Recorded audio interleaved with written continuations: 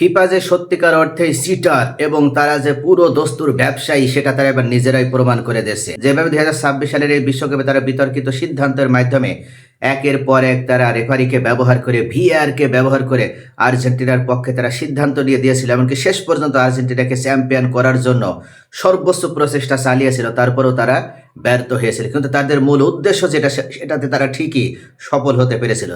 তারা গোটা বিশ্বব্যাপী একটা বিতর্ক সৃষ্টি করার মাধ্যমে আর্জেন্টিনার পক্ষে একটা গণজোয়ার সৃষ্টি করতে চেয়েছিল, এবং যেটার আলোকে তারা বড় বড় ব্র্যান্ড এমনকি বড় বড় স্পন্সরদের কাছ থেকে তারা বিপুল পরিমাণ হিউজ পরিমাণের টাকা ব্যবসা করার যে সুযোগটা সেটা তারা হাতছাড়া করতে চায়নি। অবশেষে 2030 বিশ্বকাপে ফিফা এই অনৈতিক কর্মকাণ্ড পরিচালনা করার জন্য বিতর্কিত সিদ্ধান্ত নেওয়ার কারণে এবার উয়েফা অর্থাৎ ইউরোপিয়ান ফুটবল ফেডারেশন তারা অবশেষে এই ফিফাকে বয়কট করতে যাচ্ছে। স্পেন, জার্মানি, ইংল্যান্ড এমনকি ইতালি, ফ্রান্স তারা কেউ আর খেলবে না, অর্থাৎ স্পেনের প্রত্যেকটা দল তারা ফিফাকে বয়কট করতে যাচ্ছে। ফিফা একের পর এক সে সীমা ছাড়িয়ে গিয়েছে। সে এতটা মারাত্মক এবং অর্থলোভী হয়ে উঠেছে যে তার কাছে এখন অর্থ ছাড়া অন্য কোনো কিছু সে বুঝতে চাচ্ছে না। এমনকি এই ফিফা আগামী বিশ্বকাপের জন্য $10 বিলিয়ন অর্থ তোলার পরিকল্পনা করছে।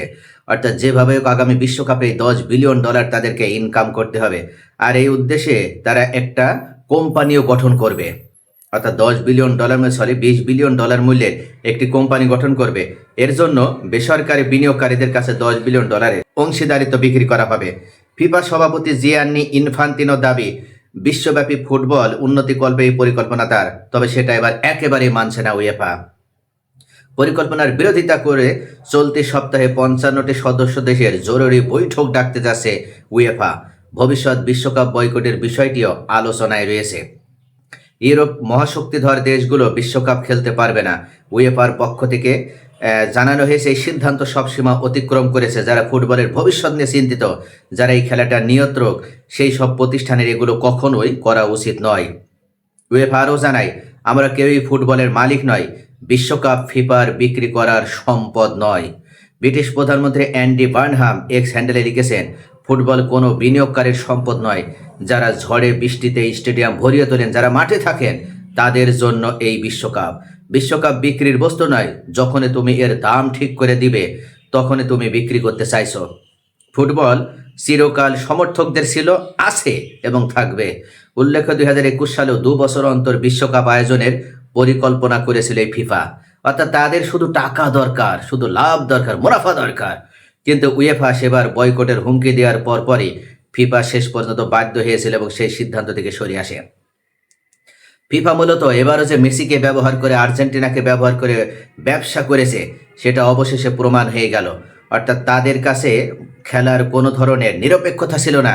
তারা মিশরের ম্যাচ থেকে তো সব মানে একেবারে ম্যাচটা চুরি করে তারা আর্জেন্টিনাকে পরবর্তী রাউন্ডে নিয়ে গেছিল। কারণ ফিফা মনে করেছিল মিশর যদি এই ম্যাচ জিতে পরবর্তী রাউন্ডে যায় তাহলে বিশ্বকাপের উন্মাদনা হয়তো একটু কমে যাবে। কিন্তু সত্যিকার অর্থে যারা ফুটবলকে ভালোবাসে, যারা ফুটবলের সমর্থক, তারা কখনো ফুটবল থেকে মুখ ফিরিয়ে নিতে পারে না। বরং এই ফিফা এবার যে ষড়যন্ত্র করেছে তাদের এই ষড়যন্ত্রের মুখোশ উন্মোচিত হয়ে গেল, এবং এই কারণে মূলত এবার একের পর এক জনগণ বুঝবে যে এই ফিফা কত বড় ভণ্ড, কত বড় বেঈমান, কত বড় মুনাফিক, যাদের কাছে ব্যবসা ছাড়া অন্য কোনো কিছু তারা বোঝে না। অবশেষে উয়েফা সঠিক সিদ্ধান্ত গ্রহণ করেছে। তারা কোনোভাবে এই বিশ্বকাপ ট্রফির মূল্য নির্ধারণ করতে রাজি নয়।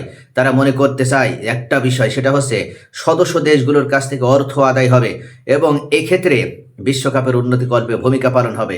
তবে এমন নয় যে টার্গেট বেঁধে দিতে হবে যে $10 বিলিয়ন মূল্য অর্জন করতে হবে, এটা শেয়ার বিক্রি করা হবে।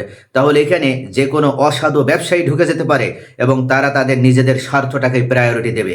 কেননা তারা যখন একটা সত্য ক্রয় করবে 2030 সালের বিশ্বকাপ উপলক্ষে, যখন $10 বিলিয়ন 20 বিলিয়নের ভিতরে তারাই দেবে $10 বিলিয়ন, তখন তারা চেষ্টা করবে যেভাবে বিতর্কিত সিদ্ধান্ত নিয়ে হলো তাদের লাভের দিকটা তারা আগে দেখবে। তো প্রিয় দর্শক, প্রমাণ হয়ে গেল যে এই ফিফা দুর্নীতি করে, এই ফিফা নিরপেক্ষ নয়। আর একবার সেটার মুখোশ উন্মোচন করে দিল ইউরোপিয়ান এই ফুটবল ফেডারেশন অর্থাৎ উয়েফা। আপনাদের কি মনে হয় প্রিয় দর্শক, এই উয়েফা কি সত্যিই ফিফার এই দুর্নীতির লাগাম টেনে ধরতে পারবে?